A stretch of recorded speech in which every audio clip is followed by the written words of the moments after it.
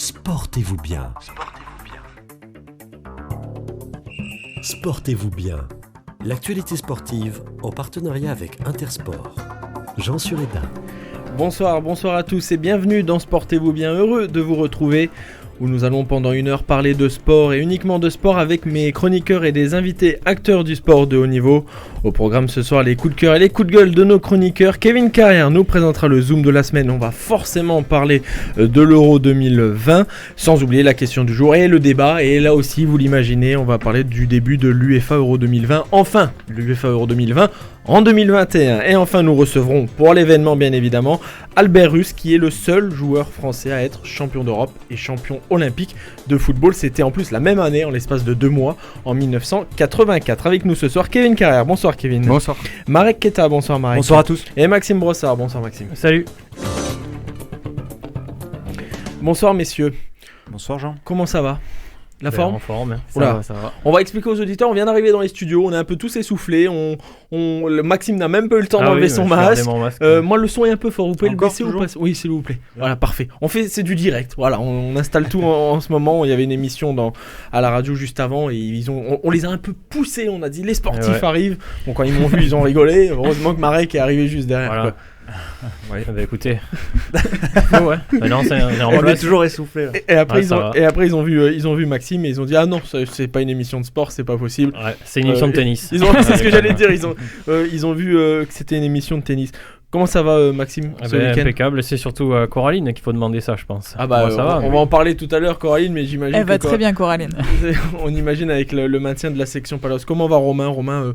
Bon, il va sûrement bien j'imagine, non Romain ? Oui, ça va très bien aussi. Ça va ? Oui. La forme ? Oui, la forme super. Bon bah tranquillement alors. Et vous Kevin, ça va, Toulouse, le TFC n'a pas perdu ce week-end hein, ils n'ont pas joué. Bah, c'est pour ça, c'est fantastique. Ouais, tout comme Sochaux, personne n'a perdu. Exactement. Vous attendez l'Euro avec impatience, j'imagine. Enfin, on va en parler tout à l'heure, mais on est à J-4, 5, 4. On est quoi ? C'est vendredi. C'est vendredi. Ouais, 4, allez, on va dire. Bah, alors on est à 2 heures, on est à 4 jours et 2 heures du début de l'Euro. On va en parler bien évidemment tout à l'heure. Mais avant de faire l'émission sur l'UEFA Euro 2020, on va parler de tout ce qui s'est passé ce week-end avec les coups de cœur et les coups de gueule. Sportez-vous bien. Les coups de cœur et les coups de gueule. Chaque semaine, vous nous parlez d'un événement qui vous a marqué comme une joie ou une déception. Alors, on n'est pas beaucoup. On salue Lucas, Vincent et Mehdi qui nous écoutent forcément et bien évidemment. C'est pour ça que Marek qui s'est dit, c'est fait. Alors, c'est mon retour. C'est mon retour après 3 semaines. C'est vrai, ouais. En fait, il a dit, je vais faire un coup de cœur le nombre de semaines où j'étais absent. Il a rattrapé le temps. En gros, c'est ça fait 3 coups de cœur, coups de gueule. C'est un peu ça, ouais. Vous voulez commencer par quoi ? Bah, allons-y sur... le surf ? Boxe. Allez, premier coup de cœur, c'est sur la boxe parce qu'il y a un Toulousain, Sofiane Oumia, qui s'est qualifié pour les Jeux Olympiques. Sofiane Oumia qu'on connaît bien par ici à Toulouse, doit-on le rappeler, il est vice-champion olympique des moins de 60 kg. C'était en 2016 à Rio. Et il a tenu son rang samedi à Villebon-sur-Yvette dans l'Essonne, après une victoire au point en 8e de finale des moins de 63 kg pour le tournoi de qualification olympique qui était réservé à l'Europe. Et tout cela contre le Moldave Alexandru Parachiv. Sofiane qui a été plus mobile, plus précis, il a maîtrisé son sujet, même si le Moldave est revenu un peu assez fort au deuxième round. Mais voilà, Sofiane fait donc partie des 4 boxeurs français qualifiés à ce jour pour les Jeux Olympiques, après Bilal Benama dans les catégories moins de 52 kg. Qui est de la région aussi. Qui est de la région. Ouais, ça fait plaisir quand même quand on voit des boxeurs originaires du Sud-Ouest toujours. Parmi les autres qualifiés au JO, on a Samuel Kisto-Uri, moins de 57, et Mourad Aliev en plus de 91 qui s'est qualifié dimanche. Il y a des chances de médaille. Il y a des chances de médaille chez les hommes. Oumia, c'est l'ultra favori, c'est le capitaine, je crois, en plus de l'équipe de France de boxe. Oui. C'est son ultime défi en plus, on peut dire. Il est champion du monde en plus amateur, il est vice-champion olympique, c'est ce qui lui manque. C'est ça, exactement. Et si j'ai bien compris, ce sera son dernier match en tant qu'amateur, puisqu'après il va rejoindre le circuit professionnel. C'est ça. Notamment, il sera supervisé par le promoteur anglais Frank Warren qui s'occupe du champion Tyson Fury. Tyson Fury, voilà. Et c'est pas mal. Et d'ailleurs, pourquoi il attend la fin des Jeux Olympiques pour les auditeurs, c'est parce que les Jeux Olympiques, c'est réservé aux amateurs. Alors avec l'exception pour certains sports comme le foot, le handball et le basket, ou par exemple, où c'est professionnel le plus rapidement. Mais comme c'est réservé aux amateurs, c'est ce qu'a fait Tony Yoka, champion olympique, et après derrière, il est devenu professionnel. Et c'est ce qu'on fait tous, c'est ce qu'a fait Mohamed Ali, c'est ce qu'a fait, voilà. Ils étaient amateurs. Il y a une grosse chance de médaille pour les Français. La boxe avait été, je crois, le plus gros pourvoyeur de médailles, ou le deuxième plus gros pourvoyeur de médailles en 2016, il me semble, pour la délégation française.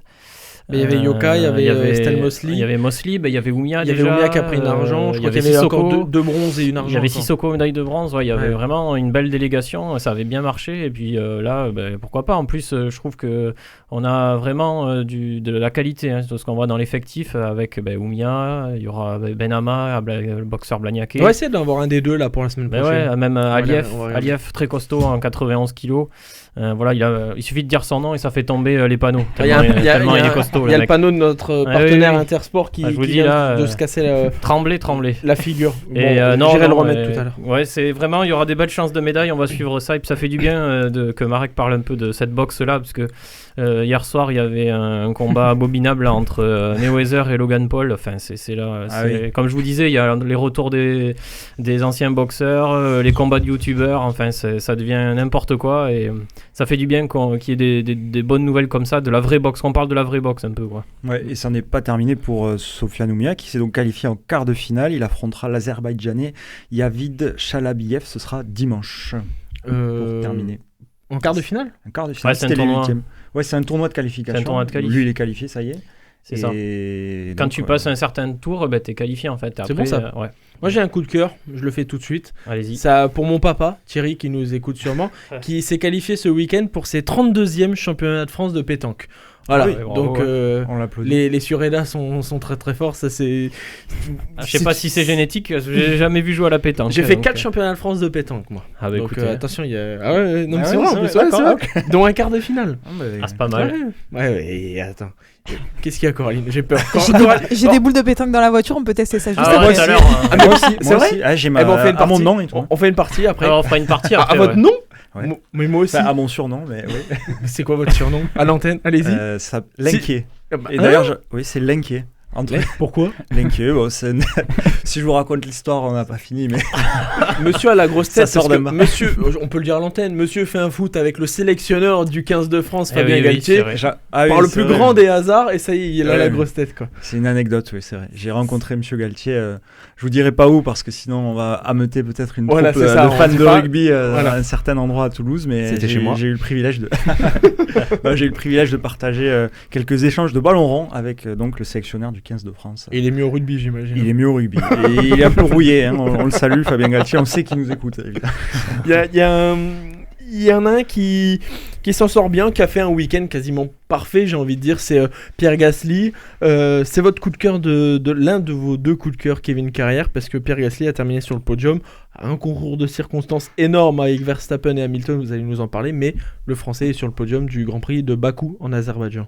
Ouais, c'est ça, un Grand Prix assez mouvementé où il y a eu plein de dépassements par rapport à ce qu'on avait eu la dernière fois, enfin au dernier Grand Prix à Monaco. Donc voilà, donc là il y a eu vraiment beaucoup d'animation déjà avec des dépassements sans le DRS, avec Leclerc qui est quatrième au bout de 5-6 tours, dépassé par Hamilton, Verstappen et Perez. Gasly avait démarré quatrième mais il est sixième. Et puis voilà, le premier incident de la course, l'accident de Stroll avec un pneu qui lâche parce qu'il avait commencé en gomme dure vers le 30e tour. Donc là, on commence à se dire les pneus vont peut-être pas tenir jusqu'à la fin parce que les pilotes avaient mis les pneus durs au bout du 10e tour. Donc ça allait pas finir parce qu'il y avait 51 tours. Et là, c'est Verstappen qui allait vers la victoire tout simplement. Un de ses pneus lâche vers le 40e tour. À 4 tours de l'arrivée. Voilà, exactement. Donc... Et voilà, donc on a 2-3 tours de safety car et puis la direction de la course met le drapeau rouge et départ arrêté, voilà. Et Gasly était quatrième à ce moment-là, mais départ arrêté, Hamilton qui part tout droit au premier virage, vraiment incompréhensible, alors qu'il avait dit juste avant je vais pas prendre de risques, c'est bien d'être deuxième, et au final il part tout droit, donc 0 point pour lui et même pour Bottas. Et voilà, et Gasly qui finit troisième parce qu'il tient bien qui tient bien devant Leclerc. Ils sont échangés une fois les positions en ligne droite, mais voilà, bon, Gasly a bien tenu. Et voilà, c'est un Grand Prix fou avec Pérez qui le remporte et Vettel qui finit deuxième, une remontée fantastique. Vettel, aussi. incroyable pour Aston Martin, les mecs étaient complètement fous.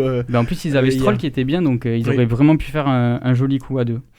Qui a le plus perdu ce week-end? Je parle des écuries avant de parler des deux pilotes en tête des championnats du monde. C'est quoi? C'est Mercedes qui fait un zéro pointé, ou c'est Red Bull qui arrive à quand même manger 25 points avec la victoire de Pérez, mais qui perd beaucoup de points avec Verstappen? C'est Mercedes.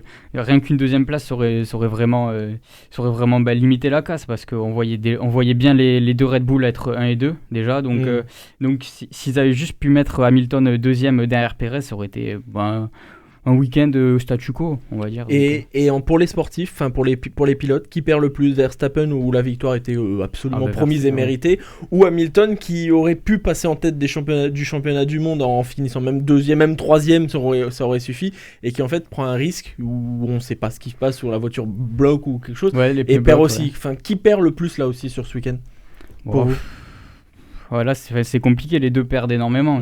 Donc peut-être Verstappen, parce qu'il gagnera. Était déjà en tête. Ouais, il était en tête, donc il gagnera peut-être pas tous les grands prix, parce que là la Mercedes fonctionne pas trop en ce moment, donc il y avait 25 points à prendre, et il était à portée de main, quoi. Et je crois qu'il prend un point Verstappen pour le tour le plus rapide. Non, c'est que quand on est dans les 10 premiers. C'est vrai? Ouais. Ah bon, allez. Donc il n'y a pas de point de... Ouais, ça c'est réglé. On revient vers vous tout à l'heure pour le top 14.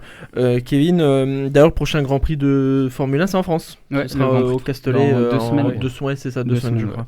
Je me retourne avant. Vous, Maxime, je retourne vers Marek Kita, parce que Marek, il en a plusieurs, donc je suis obligé de lui donner la parole régulièrement. J'ai envie de faire un coup de cœur encore, parce que le coup de gueule, je me le garde pour tout à l'heure. Parce que ce sera pas Maxime qui va réagir sur le tennis, mais c'est un coup de cœur sur le surf, c'est bien ça. Ouais, le surf français qui se porte très bien, puisque Johan Duru, 32 ans, a remporté dimanche la médaille d'or dans la catégorie homme aux mondiaux de San Salvador, un pays d'Amérique centrale, donc, et qui permet donc au tricolore de remporter le classement par équipe. Duru, c'est un Landais, il s'est imposé devant le japonais Kaguya Igarashi, qui est donc médaille d'argent, et devant Jérémy Flores, qui a obtenu le bronze. Jérémy Flores qu'on connaît bien, qui avait remporté notamment un tour l'an dernier à Hossegor. Donc ces mondiaux-là, ils devaient permettre de distribuer les 12 dernières places pour les Jeux Olympiques de Tokyo. Duru, il s'était bien préparé à cette Coupe du Monde, malgré le fait qu'en fait, il n'ira pas au JO, tout simplement parce que la délégation française est déjà constituée de Michel Bourrez et donc de Jérémy Flores. C'est nul pour lui, ça. C'est nul pour lui, il était au courant, mais on a le droit qu'à 4 athlètes par nation, en comptant les femmes. Donc ça fait 2-2 quoi. Ça fait 2-2, et chez les femmes, donc c'est la surfeuse Pauline Hadot qui a obtenu son ticket samedi, et qui rejoint donc Joanne Defay pour compléter donc ce quatuor français. C'est une victoire qui n'est pas anodine, un message très fort envoyé par les Français. Je m'explique, puisque après d'un mois donc du début des Jeux Olympiques, courant juillet, tout début juillet, on a un mois, 5 semaines, presque un mois, ça. Et bien en fait plusieurs surfeurs étaient préqualifiés à ces JO, mais en fait ils avaient obligation de participer à cette Coupe du Monde, et beaucoup en fait ont décidé ils avaient obligation de passer au moins le premier tour, en fait de participer, et certains ont décidé de partir, comme par exemple Gabriel Medina, brésilien, grosse star, Carissa Moore des États-Unis, Caroline Marks, Tatiana Weston-Webb. On va s'arrêter là, mais beaucoup ont décidé de déserter. Comment on peut négliger une Coupe du Monde? Ça se fait dans le surf ou c'est bizarre, non? Ils veulent se préserver. Il faut dire qu'en fait ils sortent de 3 mois. En tout cas, on va y venir, mais ils sortent de 3 mois très intenses, puisque les championnats de surf avaient été arrêtés. 3 mois qui se sont déroulés en Australie, où ils ont enchaîné 4 manches, et donc ils ont voulu se reposer, entre guillemets. Mais nous, les Français, on a continué à aller au bout, on a remporté le classement. Et je trouve que c'est un message qui est assez fort, en fait, envoyé à un mois des JO. On n'est pas là pour rigoler. On n'est pas là. Voilà, Jérémy Flores aurait pu arrêter lui aussi au premier tour, mais non. Il y a l'ascendant psychologique, ça peut jouer? Je pense aussi, oui. Je pense que dans le surf, je suis encore néophyte, mais je pense que ça peut jouer, oui. De voir une colo de Français arriver, monter à bloc, ça peut faire une différence. En tout cas, ça va les mettre en confiance pour dans un mois. En plus, on rappelle que ce sera la première fois que cette discipline sera représentée aux Jeux Olympiques. Donc, c'est une très bonne manière pour les Français de marquer un peu ce sport. Question habituelle, et je vais vous poser la même question que pour les boxeurs français. Les chances de médaille, là, avec les bons résultats qu'on vient de faire ce week-end, là, on peut s'attendre à quoi? Quelques médailles quand même, non? Ou ça va être compliqué? Honnêtement, j'ai pas encore analysé les modalités de comptage de points, tout ça, mais je pense qu'entre Jérémy Flores et Pauline Ado, je pense qu'on a quand même pas mal de chance. Bon, on verra ça On fin va juillet. suivre D'ailleurs, c'est vrai que c'est rare le surf Ça va être en France intéressant à métropolitaine, regarder. j'entends. Donc ça peut être Ça va être intéressant à regarder. Ça va. Ça se surfera pas au Japon directement. Ah mais, oui. Ah oui, ça sort c'est où du coup. Ça se surfe je crois que ça se surfe à Tahiti. Ah ouais. Oui, parce que la vague est exceptionnelle là-bas. Ah oui, donc là aussi c'était un choix qui avait été très Ils auraient pu controversé. aller D'ailleurs, à pour Okinawa, les- des trucs comme ça peut-être. D'ailleurs, pour les JO de Paris, ils le font où le surf? Parce que, enfin, Ah non, pardon, c'est pour justement, c'était à Tahiti, puisque Tahiti dépend de la France. Ah ouais. Non, je sais plus justement. C'est Je crois que ça se surfe au Japon. En 2024, ils le font à En Tahiti. Parce que 2024, je les vois ils le mal font. le faire dans la non, Méditerranée c'est ça. ou dans la j'avais- Manche. Ça sera vers Okinawa probablement. Ouais, quelque c'est chose ça, comme ça. Okinawa qui est station balnéaire, c'est ça, au Japon. Connu, Mais non, et en fait, si nos auditeurs nous suivent, nos habitués, ce sera pas long. J'avais fait un coup de gueule justement, puisque c'était une décision controversée de faire surfer. C'est vrai, il y a quelque chose. De faire surfer Tahiti pour les JO 2024, puisqu'il y avait des problèmes Ah ouais. de faire voyager en avion, tout ça. Bon, on en parlera d'ici la fin de l'année, enfin la fin de la saison, hein, Ouais. de Sportez-vous bien évidemment. C'est le moment, l'entrée de la star, de la grande star Maxime Brossard. Voilà, Alors, si oui, Kevin Carrin va nous attention. parler du top 14, on va quand même parler de rugby avec vous, Maxime Brossard, Ah ouais. mais on va parler du vrai rugby, j'ai envie de dire, Voilà. où les espoirs de la région et les féminines... Où il n'y a pas d'argent. ouais, Le rugby des Voilà, champs. où ça sent la saucisse, la bière, voilà, c'est ça qu'on aime. avec modération, bien évidemment. Oh, jamais. Mais- Surtout pour les phases finales. Je suis obligé de le dire, vous le Ouais, savez ouais. très bien. Voilà, on va parler de Blagnac et du Stade Toulousain qui Oui. ont performé ce week-end et qui risquent de performer la semaine prochaine aussi. Et oui, les clubs départementaux qui s'illustrent. Hein. Alors j'avais déjà fait un coup de cœur sur la région Occitanie qui avait dominé l'Europe du rugby avec le Stade Toulousain et Montpellier. Et là, c'est carrément le département qui domine tout chez les jeunes. Alors victoire donc du Stade Toulousain en finale Espoir Élite, donc c'est la plus haute division des Espoirs. Ils affrontaient à Béziers Perpignan, ils ont gagné 29-22, c'était un match qui était quand même assez serré. Et c'est un titre à marquer d'une pierre noire, puisque ça faisait 18 ans que le Stade Toulousain n'avait pas gagné cette compétition, la dernière fois, donc c'était en 2003. Donc un match très emprunté, un beau combat, avec notamment 2 essais toulousains, dont un d'un joueur que vous connaissez, puisqu'il a fait quelques apparitions en équipe première, c'est Cramon, voilà, qui a marqué un essai. Il y a eu aussi tous les points au pied du demi-de-mêlée Idjeliden, qui a fait aussi quelques apparitions en équipe première, et surtout l'essai de la victoire à la 60e minute, qui est signé du fils d'un joueur que vous connaissez forcément, un certain Joshua Brennan, il s'appelle, donc il a marqué l'essai décisif, voilà, 3e ligne, international, moins de 20 ans, très prometteur là aussi, voilà, c'est une histoire de famille, le rugby. Puis il y avait aussi le petit frère de Romain Ntamak qui jouait et qui a remporté ce bouclier, donc. Donc le niveau, on va dire inférieur, avec toutes les équipes qui rassemblaient toutes les équipes de nationales, dont les espoirs nationaux. Avec la victoire de Blagnac contre Suresnes. Voilà, là, le match était à Issoire. Alors là, par contre, Largement, il n'y a pas eu photo. Il y a eu 40-12 à la fin. Donc, 14-12 à la mi-temps. Il faut dire qu'en fait, les Blagnacais jouaient contre le vent en première mi-temps. Mais ils avaient quand même réussi à marquer 2 essais. Et puis, une fois qu'ils ont eu le vent dans le dos, ben voilà, hein, c'est parti. Ils ont mis donc 6 essais. Ils ont raflé ce bouclier. En plus, c'est la première édition de ce bouclier, puisque ça rassemblait, donc, comme je vous le disais, les équipes de nationale sur le même format que la nationale. Ils avaient fini la phase régulière premier, donc victoire qui est, on va dire, un peu plus logique. Ils avaient surtout, il y a une énorme pensée, puisqu'ils ont perdu leur entraîneur, les pauvres. Et oui, il est tragiquement disparu. Cédric Pujos, qui était disparu en janvier-février dernier, si je dis pas de bêtises, malheureusement. Et ils ont levé le bouclier, ils ont dû regarder vers le ciel, je pense. Ils ont dû avoir une pensée pour leur entraîneur qui les avait quittés. Donc voilà, c'est aussi la belle histoire de cette victoire, de ce bouclier. Bravo aux Blagnacais. Et voilà, il risque d'y avoir des doublés dans les jours à venir, puisque là, on va parler des féminines. En vitesse. En vitesse, ouais, les demi des féminines. Donc ce sera ce week-end. Donc il y en aura une à Ernest Vallon à 17h samedi, si vous voulez le regarder. Alors je sais pas s'il y aura la possibilité d'aller en tribune, mais bon, ça va opposer donc Montferrand à Montpellier. Et dans l'autre demi-finale, alors là, le derby tant attendu, Blagnac contre le Stade Toulousain. C'est incroyable de mettre Blagnac Stade Et Toulousain à Bordeaux. Et alors là, ce match sera à Bordeaux. Voilà, C'est alors, n'importe on nous quoi. bassine avec l'écologie et tout ça. Et puis là, on va déplacer 150 personnes à Bordeaux, 3 heures de bus, tranquille. Ce sera le 17h samedi aussi, voilà. Blagnac va peut-être essayer de faire la première finale depuis très longtemps. Ce sera l'objectif pour les Blagnacaises. Le Stade Toulousain, elles vont essayer de détrôner Montpellier, qui elles ont gagné les 3 derniers boucliers Championnat de France. féminins. Voilà. On est complet presque sur le rugby. Je me tourne vers vous, Kevin Carrin. En vitesse, on fait ça vite parce qu'on est un petit peu en retard, messieurs. On va parler quand même du top 14 avec la dernière journée de saison régulière qui a vu Pau se maintenir et qui a vu Castres, Toulon, les grands perdants du week-end. Bon, Castres, pas vraiment les grands perdants, puisqu'ils finissent 7ème, c'est une place qui est qualificative Oui. pour la Champions Cup, donc ils n'avaient pas leur destin en main. Le Stade français a gagné 12-9, donc le Stade français finit 6ème et affrontera le Racing en barrage. Gros derby là d'entrée. Ouais, voilà, et en parlant de gros derby, Biarritz-Bayonne en barrage, puisque... Ah oui. Voilà. Je vous coupe, excusez-moi, Oui. annoncé par Maxime sur, Il y a longtemps, ouais. sur notre groupe WhatsApp J'en étais sûr. depuis 2-3 semaines. Et je le voulais en plus. Ouais.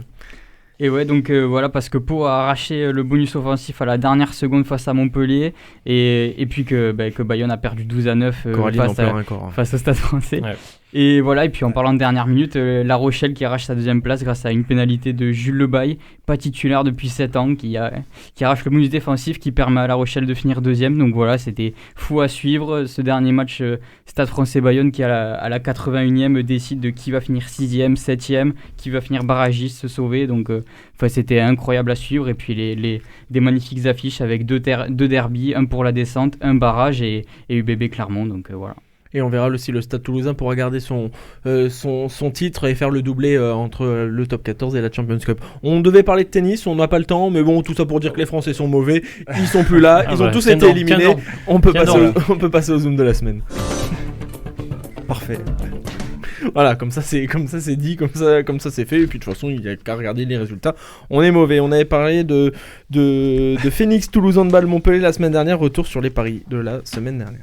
Coraline. 28-25. Kevin. 32-32. 29-33. Moi je donne un peu comme vous, j'avais regardé, c'était noté sur ma feuille, je donne un 28-33 pour Montpellier. Lucas. 23-25. Maxime. Comme j'y connais pas grand chose, je vais rendre hommage au 2-2. au département. Non, je rends hommage au département. 31-34.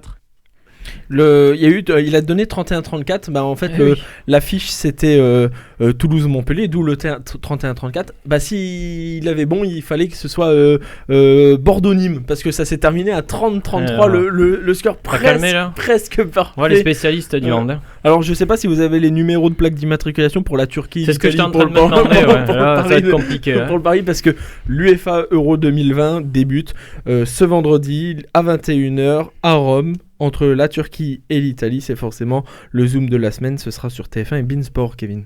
Ouais, c'est ça, le match d'ouverture et un euro particulier puisqu'il se déroule dans 11 pays européens. Et ce match se déroule donc en Italie, à Rome, au Stadio Olimpico, et devrait se jouer devant plus de 20 000 personnes.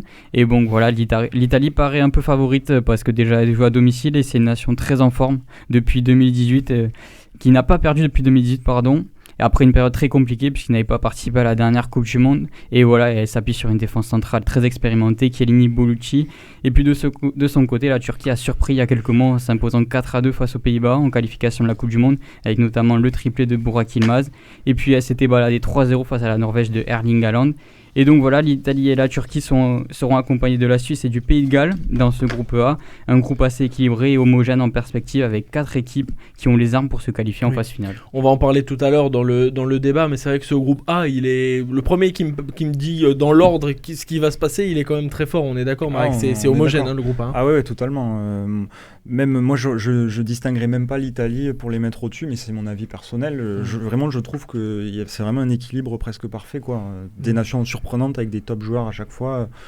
Donc c'est assez difficile de prévoir, en effet. On va en parler tout à l'heure dans le débat. On va passer au pronostic Turquie-Italie, Maxime. Et moi je vois bien le retour de la grande Italie. Victoire 1-0. Un but de la tête ou sur penalty, et puis après du catenaccio, des tacles à hauteur de genou, et ça va gagner, tranquille. Romain. 1-2. 1-2, donc 2-1 pour l'Italie. Coraline. Match nul, 1 partout. Ouais. 1 partout. Moi je donne 2-0 pour l'Italie. Kevin. 2-1 pour l'Italie. 2-1 pour l'Italie. Et Marek. Non, moi aussi je suis Coraline sur le 1 partout. Je vois vraiment les deux équipes se neutraliser pour un match d'ouverture. 1 partout. C'est vrai que c'est en plus le match d'ouverture, donc il y a une certaine pression. On peut passer nous à la question du jour. Sportez-vous bien ? La question du jour. Une question et 4 minutes pour y répondre. Exceptionnellement, il va y en avoir 2. On y va tout de suite. Si je vous parle de Kinas, Bernie ou Skillzy, vous me dites quoi ? C'est un youtubeur, ça, non ? C'est un pseudo de Twitter. Bien évidemment, Coraline et Romain peuvent jouer. Bernas, Kinis. C'est un grec. Bernie, Kinas et Skillzy. C'est un grec, non ? côté, Alors, est-ce que c'est un athlète déjà ? Non. Ah oui, c'est un dirigeant. Non plus. C'est Un arbitre. Un arbitre, on va sortir l'arbitre. Qu'est-ce qu'il y a, Coralie? Qu'est-ce qu'il fait dans Sportez-vous bien du coup Vous allez comprendre. C'est Je vais essayer de vous C'est un piéger investisseur, petit c'est un investisseur, c'est quelqu'un qui. Ouais. Ah, mince. Ouais. C'est un entraîneur. peu. Du tout. Donc, il est pas- est-ce qu'il est lié au monde C'est un sportif artisan, un agriculteur. C'est- Bonne réponse. C'est un jardinier, vous avez Non. déjà fait le coup, je crois, du jardinier. Ah oui, je crois en plus, ouais. Non. Mais est-ce qu'il est lié au monde du sport au moins là parce que Bien sûr, c'est pour ça, sortait compliqué c'est pour votre ça que histoire là. c'est pour ça que je vous en parle. Euh, mais c'est un homme politique. je vous demande un peu de réflexion. C'est un monsieur. homme politique. Un dirigeant. Non. Un journaliste. Non plus. C'est le père d'un athlète. Ça c'est fantastique. Je savais que Est-ce j'allais qu'il vous est tuer. peut-être sur la nation. Est-ce qu'il est européen?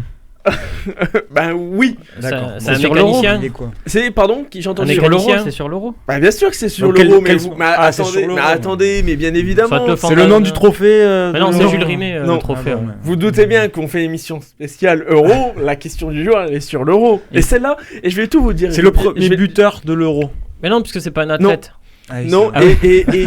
et vous savez quoi, je vais le dire aux auditeurs, cette question, hein, elle a été préparée avec mon parrain, bien Claude, qui nous écoute tout le temps et j'en parle tout le temps. Il est aussi autant cité que vous, lui d'ailleurs. Hein. Ah Il oui, va oui, falloir oui, qu'il oui. me donne de l'argent d'ailleurs.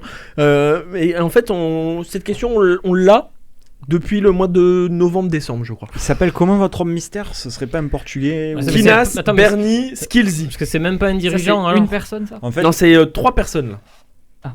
trois personnes. Non, mais attendez. Kinas, mais- Bernie, Skillsy. Mais il a posé la bonne question. Ah ouais, d'accord. Ah oui, Alors parce qu'il y avait une nationalité différente. C'est dans pas les chaque mot, arbitres, alors. Non, c'est pas les arbitres. Le trio arbitral. Ouais, le trio.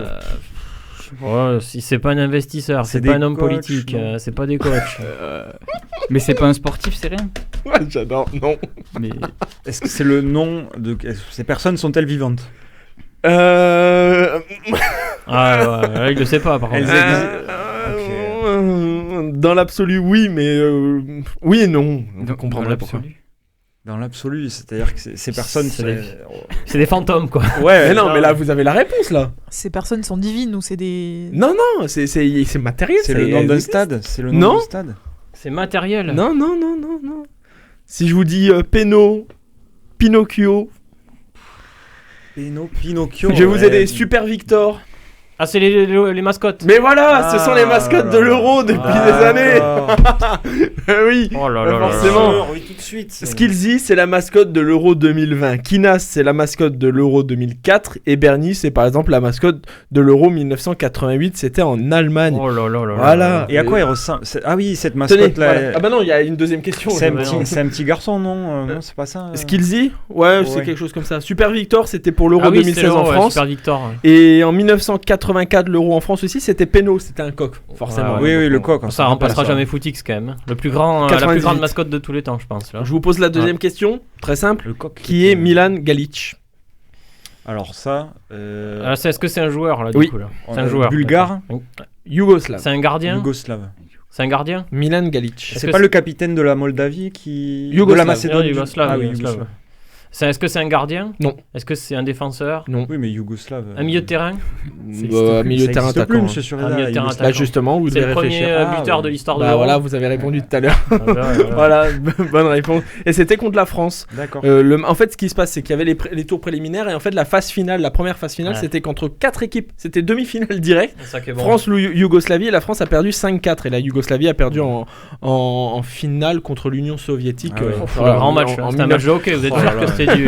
En du 1960, et Milan Galic, il est quand même champion olympique 60, vice-champion d'Europe en 60, demi-finaliste de la Coupe du Monde en 62. Ouais, Il a pas c'était réussi à énorme. faire le doublé Euro et Olympique. Par contre, c'est le cas de notre invité qu'on retrouve dans moins de 3 minutes, Albert Rust, à tout de suite. Sportez-vous bien. L'invité. Notre invité est une légende déjà, et là ça me fait plaisir, du FC Sochaux-Montbéliard déjà, pour être le joueur qui compte le plus de matchs avec le meilleur club du monde, ça on va en parler avec lui tout à l'heure. Albert Rust est aussi une légende du football français pour être champion olympique et champion d'Europe avec l'équipe de France, la même année en plus, en 1984, et forcément, à quelques jours de l'Euro et à quelques semaines des Jeux Olympiques, il nous fait le plaisir d'être avec nous ce soir. Albert, bonsoir. Bonsoir. Merci d'être avec nous en direct dans Sportez-vous bien. Comme je l'ai dit tout à l'heure, on est d'accord pour dire que Sochaux, c'est le plus grand club du monde, si ce n'est l'un des plus grands clubs du monde. On est d'accord ou pas? Un petit peu quand même, Disons, à l'antenne. oui, si on parle au niveau du cœur, on peut dire ça comme ça, parce que bon, j'ai quand même passé 15 ans de ma vie en tant que C'est vrai. joueur au FC Sochaux, donc c'est vrai que ça marque quand même. On forme des légendes, messieurs. Je parle à mes chroniqueurs. On a un champion d'Europe au champion olympique à Sochaux et le premier buteur de l'histoire de la Coupe du Monde en 1930 a joué à Sochaux. Nous avons que des légendes au club. Vous avez joué, juste pour parler un petit peu de votre carrière, vous avez joué en France à Sochaux, la plus grande partie de votre carrière, à Saint-Étienne et vous avez fini une dernière Non. année à Monaco. Non, j'ai joué à Sochaux, bien sûr, Oui. 15 ans, et puis 3 ans à Montpellier. Montpellier, Pas du pardon. tout Saint-Étienne, Oui, Montpellier, pardon. Montpellier. et puis une année à Monaco. C'est toujours avoir joué en France, c'est un regret ou pas, ou quand on est Ben, champion olympique, champion d'Europe, on voulait aller voir ailleurs en sachant que c'est pas comme aujourd'hui. Hein. Ben, de notre époque, il n'y avait pas la loi Bosman qui permettait à tous les joueurs, à tous les clubs étrangers de prendre autant de joueurs étrangers qu'ils voulaient, quoi. Donc nous, c'était limité à 2 joueurs, donc chaque club européen n'avait pas le droit de recruter plus de 2 joueurs étrangers. Donc c'est clair. En plus, étant donné le poste Gardien de but. qui était un peu le parent pauvre du football, donc les clubs se retournaient vers des attaquants. Bon, c'est un petit regret parce que quand je vois ce qui se passe actuellement, je crois que les joueurs actuellement, j'espère qu'ils mesurent la chance qu'ils ont de pouvoir évoluer dans des clubs étrangers, donc différents clubs étrangers pour découvrir la culture de tous ces pays et puis surtout pour par rapport à la langue, quoi. Quand on fait le bilan, des joueurs peuvent terminer leur carrière actuellement en parlant 3-4 langues et couramment, quoi. Donc c'est énorme, c'est superbe. Vous auriez aimé être footballeur professionnel aujourd'hui ou les années 80, ça vous allait comme ça? Quand on voit aujourd'hui ce qui est devenu le foot, que ce soit médiatiquement, même on va pas mentir avec l'argent, etc. Voilà. Vous auriez aimé être footballeur professionnel aujourd'hui? Ben oui, parce que quand on voit ce que gagnent les joueurs actuellement, on est complètement dans la démesure. Mais bon, c'est pas de leur faute. Ils ont raison d'en profiter. Bien sûr. Nous, à notre époque, la priorité c'était, même si on gagnait très bien notre vie, bien au-dessus de la moyenne. Donc voilà, c'était quand même... mais bon, la passion quand même était la priorité numéro 1, quoi. Donc l'argent venait après. Maintenant, je ne sais pas si c'est encore tout à fait comme ça. Mais bon, j'en veux pas du tout aux joueurs actuels. Ils ont la chance de jouer durant cette période-là, fast, et puis qu'ils en profitent. Vous avez 2 titres avec l'équipe de France, c'est simple, hormis la génération et la fameuse génération, j'ai envie de dire 98-2000 où ils ont fait la Coupe du Monde, donc 1998 et l'Euro 2000, je pense à Deschamps, Zidane, Barthez, De Sailly, etc. Vous êtes le seul de la génération Platini à avoir 2 titres. Il y a une fierté là-dedans, non? Il y a une fierté parce qu'en 84, j'ai enchaîné en juin-juillet sur le championnat d'Europe en France, et puis derrière il y a eu les Jeux de suite à Los Angeles, et c'est vrai que ça a été une année faste pour moi, donc qui m'a permis de gagner 2 titres, et bon, c'est une certaine fierté, parce que à l'époque là j'étais on va dire l'international le plus capé, quoi, enfin le plus titré plutôt, et voilà, donc c'était une bonne fierté. Bon, maintenant, vous avez vu l'évolution, donc il y a vous êtes les pionniers, en fait. Du monde, etc. Vous êtes les pionniers parce que la génération Copa et Fontaine n'a malheureusement rien gagné, même si c'était de fantastiques joueurs. Et il a fallu après attendre la génération de Deschamps et après la génération aujourd'hui des Griezmann, Mbappé, etc. pour gagner quelque chose. Mais vous êtes les premiers, vous, à avoir gagné quelque chose. On est les premiers, et puis une petite pensée là, donc les premiers en 84, donc qui ont emmené ce titre de champion d'Europe. Une petite pensée pour Michel Hidalgo qui nous a quittés il y a plus d'1 an maintenant, et malheureusement à cause de la Covid, il n'a pas pu être on n'a pas pu la cérémonie a été assez intime. Et là je suis content parce que fin juin là une manifestation du côté de Marseille, justement en ce qui concerne Michel Hidalgo. Ça c'est très bien. On a humblement aussi une pensée pour lui et pour sa famille. Oui. Quel souvenir vous gardez de cette époque, de ces 2 titres c'est peut-être le meilleur été de votre vie, non? Ah, c'est le meilleur été au niveau footballistique. Bien sûr, oui. Le 84, le championnat d'Europe, j'ai eu la chance de côtoyer l'équipe de France pendant 2 ans, même si j'ai peu joué. J'ai été 25 fois remplaçant, la 26e fois j'ai joué. En même temps, ça a été mon jubilé. Donc, mais bon, j'ai eu la chance de côtoyer de très grands joueurs pendant 2 années. Et ça m'a énormément apporté au niveau expérience et tout ça, rien que le fait de côtoyer ces joueurs. Ensuite, en ce qui concerne les Jeux Olympiques, pour moi c'est une grande fierté. En plus, ça a été pas uniquement le titre à Los Angeles, ça a été des qualifications très dures en Europe, où on a éliminé la Belgique, l'Allemagne, l'Espagne. Et puis la plus grande fierté, c'est que j'étais capitaine de cette équipe-là. Et puis, contrairement au championnat d'Europe, j'ai joué tous les matchs, quoi. Voilà, donc pour moi, c'est le plus grand souvenir au niveau de ma carrière sportive. Les joueurs de 1998, après avoir gagné la Coupe du Monde, ont dit que le regard des gens avait changé. C'est ce que dit Didier Deschamps sur les joueurs. Attention, pour 2018, le regard des gens change. Ça a été le cas, vous, en sachant que le foot était sûrement moins médiatisé qu'aujourd'hui, parce qu'aujourd'hui, c'est vraiment un essorage du football partout. Vous l'avez senti, vous, à l'époque, que ce soit vous, l'homme ou le sportif, que le regard des gens a changé sur ces 2 titres, je rappelle, le championnat d'Europe et les Jeux Olympiques. À l'époque, comme vous le disiez, c'était beaucoup moins médiatisé que maintenant. Donc, pour moi, en rentrant des championnats d'Europe, en rentrant des Jeux, j'ai repris la vie normale dans mon club de Sochaux.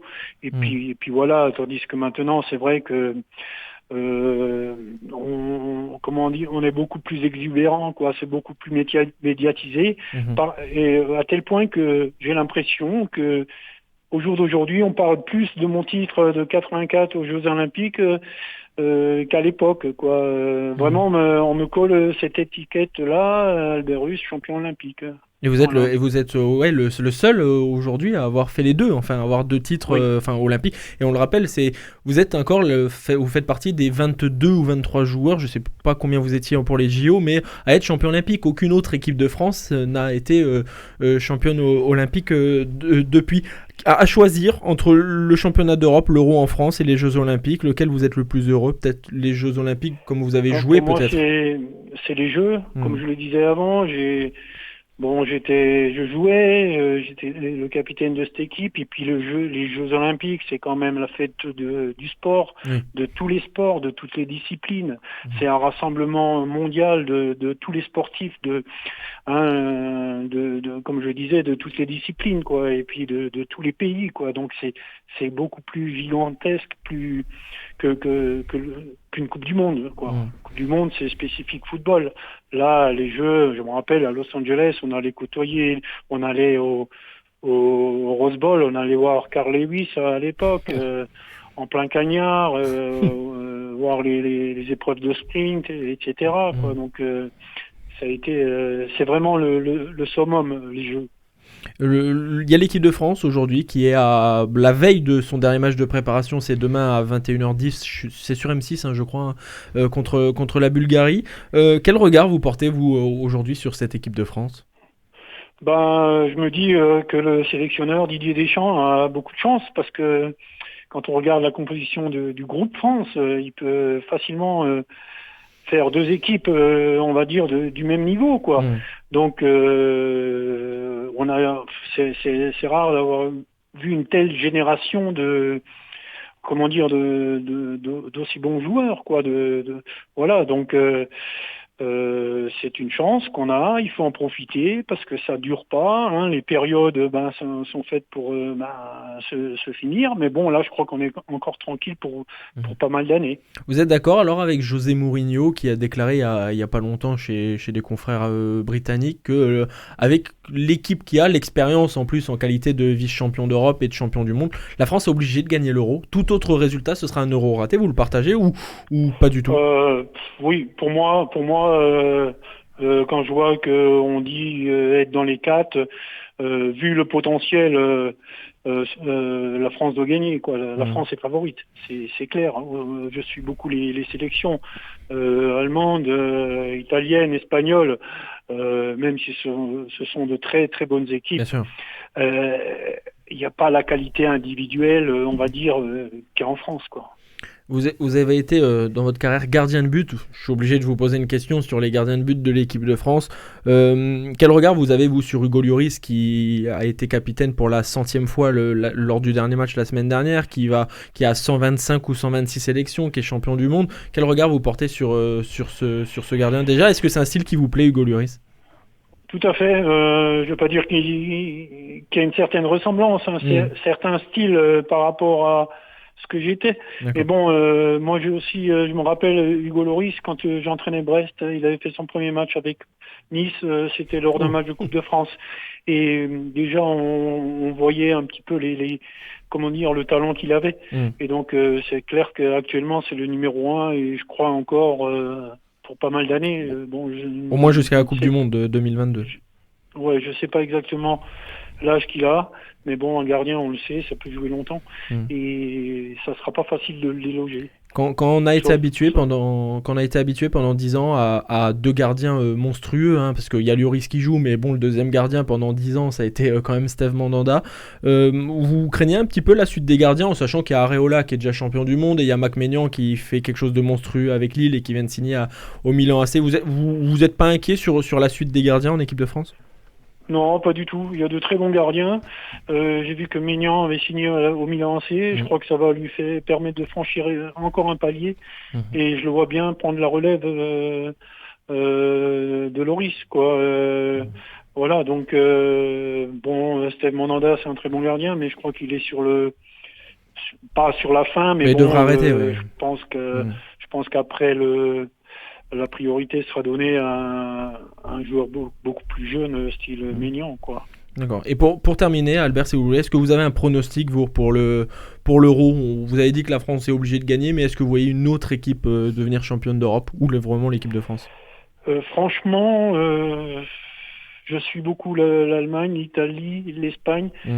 Ce sont des équipes qui sont en reconstruction et nous, on a la chance d'être au top. Donc franchement, je serais déçu si la France ne gagnait pas. Bon, après c'est le football, c'est pas, il n'y a pas de vérité. Il peut y avoir des impondérables et tout ça, mais je suis quand même assez optimiste. Bon, c'est tout le mal qu'on souhaite bien évidemment à l'équipe de France. Merci beaucoup, Albert. Merci à vous. Merci d'avoir été avec nous dans Sportez-vous bien, et nous on peut passer au débat de la semaine. Sportez-vous bien. Le débat.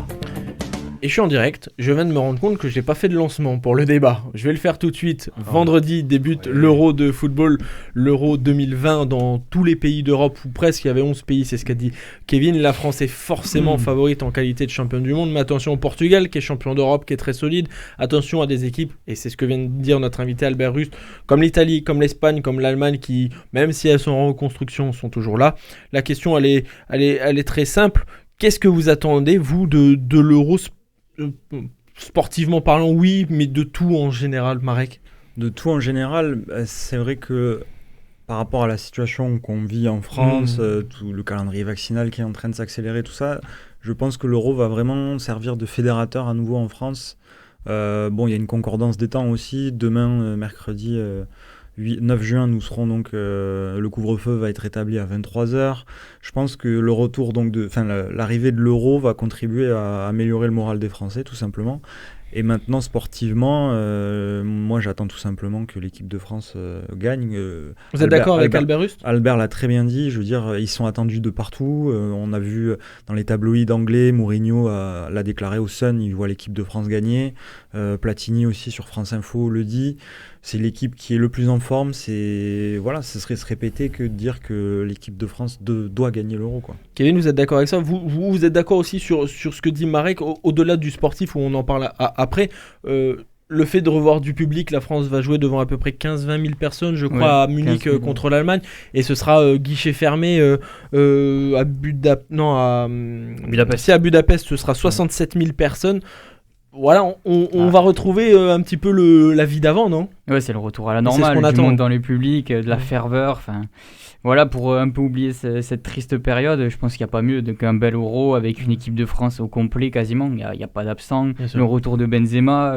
En plus, ça va bien débuter, une poule de la mort. Enfin, là, il y a tous les ingrédients pour avoir un Euro fantastique. Hein. Le fait du retour du public, on l'avait dit la semaine dernière sur la saison de la Ligue des Champions, sur la Champions Cup, que sans le public, c'était vraiment des compétitions, passez-moi l'expression, mais mauvaise, enfin non, c'est gentil mon expression, j'avais autre chose en tête, mais on va peut-être pas le dire à l'antenne, mais voilà, morose. Le fait d'avoir du public, en sachant qu'il y a déjà de super belles équipes sur le terrain, même si les noms sont pas ronflants, je pense par exemple à la Macédoine, où attention, ça peut surprendre. Ok, la Macédoine ne paye pas de mine, mais si la mayonnaise prend... Oh là là. Vous l'aviez écrite celle-là. Vous n'aviez pas écrit votre lancement, mais ça, je suis sûr que celle-là, je l'avais préparé. Mais voilà, ça peut jouer, ça, Kevin, le fait d'avoir du public en plus, les joueurs vont se dire hey, c'est bon, les mecs qui reviennent pour la première fois, allez, football, spectacle, on y va.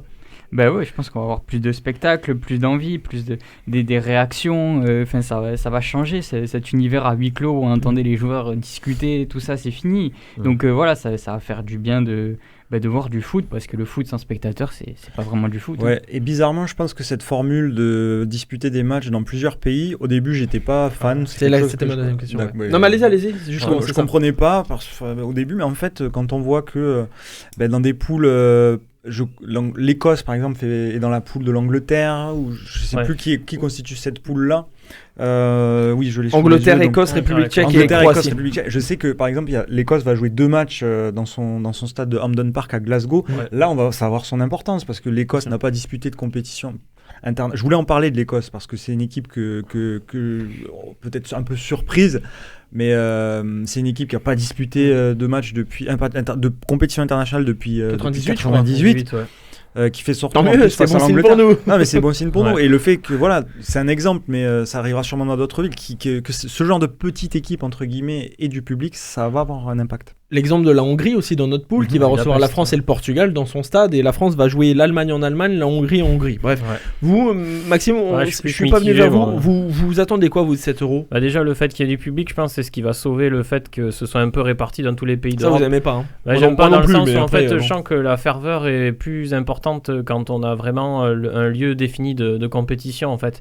On voit que les yeux du monde sont tournés vers un pays, et puis on sent vraiment une ferveur supplémentaire, et même dans la tête des gens, on se dit, tu te souviens, c'était à quelle compétition, c'était à tel endroit, on avait gagné là, on avait gagné là. C'est vrai. Et ne serait-ce que quand, je trouve, même quand une compétition est partagée sur 2 pays, je prends l'exemple de l'Euro en 2000, on a du mal on se dit, la France a gagné en 2000, mais les gens se souviennent rarement du lieu où c'était, quoi. Et l'exemple pour la Russie, nous, on a gagné en Russie. La Russie, on s'en souvient, parce que ça a marqué les esprits quand même, c'était la Russie, donc voilà, quoi. Mais bon, après, au-delà de ça, justement, le fait est que qu'il y ait des belles ambiances, des belles ferveurs, comme il va y avoir en Hongrie, en Écosse, et puis surtout les demi-finales et la finale qui vont être à Wembley en Angleterre. 6 et 7 juillet pour les demi-finales et le 11 juillet à 21h sur M6 et beIN Sport. Pourquoi pas imaginer l'Angleterre dans ce carré-là, à Wembley, dans un stade plein, ça peut être vraiment incroyable à voir. Ouais. J'avais regardé, si la France termine premier de sa poule, il y aurait le tableau ouvert sur le papier, après tout est relatif, jusqu'en demi-finale. Par contre, attention, si la France termine deuxième,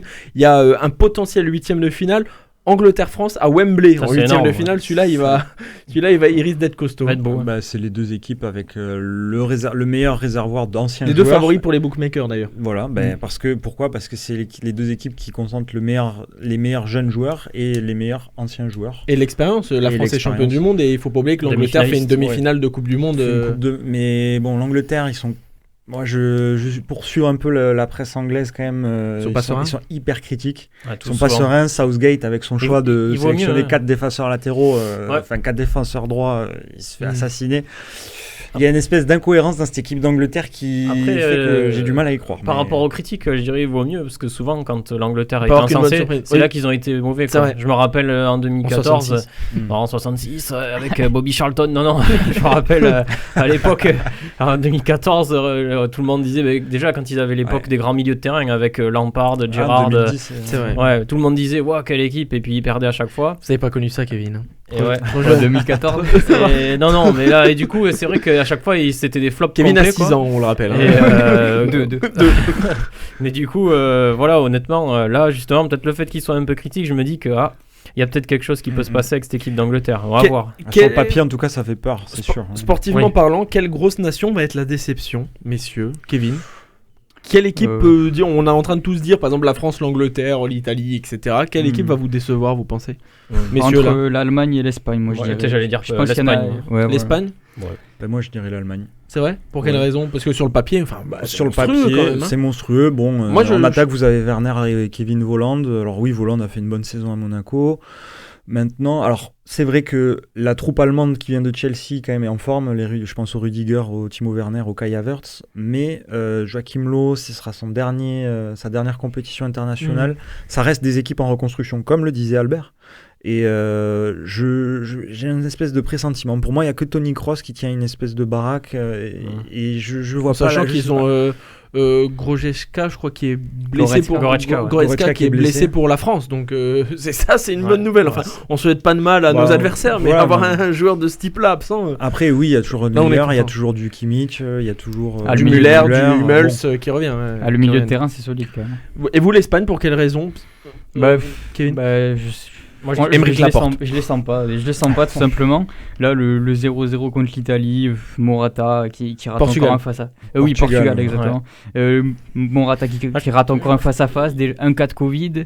Enfin, c'est des vrai. trucs, ça se Je trouve dégoupille mal, je sais pas. Ils ont Maxime. une belle équipe comme d'habitude, les Espagnols, mais je trouve que l'empreinte qu'ils avaient à l'époque sur le jeu, on va dire d'une manière générale, ceux qui influençaient le football mondial, on va dire par la façon de jouer carrément, je trouve qu'ils ont perdu cette empreinte-là. Ils ont toujours d'excellents joueurs, mais j'ai l'impression que l'empreinte tactique et l'empreinte technique qu'avaient les Espagnols sur la globalité du football, c'est un peu effacé. Et j'ai l'impression qu'on est vers quelque chose d'un jeu plus direct qui leur convient moins bien, quoi. Et je sais pas, après c'est une impression et je peux me tromper, parce que j'y connais pas non plus. Non, c'est c'est Moi, vrai. c'est l'Italie. On a C'est pu l'Italie voir, que je vois comme grosse déception. Ah oui. Ouais. Mais juste pour terminer Pour sur terminer, l'Espagne, en 20 moi j'ai vu un peu le match contre le Portugal. C'est vrai, on voyait par exemple du Aymeric Laporte, c'est pas pour le cibler, mais qui faisait des grosses transversales devant. C'est vrai qu'on a espagnol. on a perdu ce lien que l'Espagne a créé en fait, cette façon de jouer depuis 2008 en fait, faisaient le leur force. tiki-taka, tout ça. Et donc oui, l'Espagne peut figurer parmi les déceptions, mais l'Italie. Moi, je les vois pas particulièrement en fait. faire quelque chose. Et la grosse surprise, la petite nation sur. Moi, Ah alors ouais. on a Ah, la mais même, c'est- on a la même avec, on a la même sélection, la même nation Ouais. avec Maxime. C'est l'Ukraine.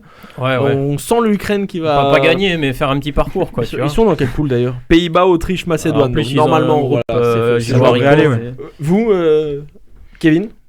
Bon, après, pas petite nation, mais les Pays-Bas, je pense qu'ils peuvent être.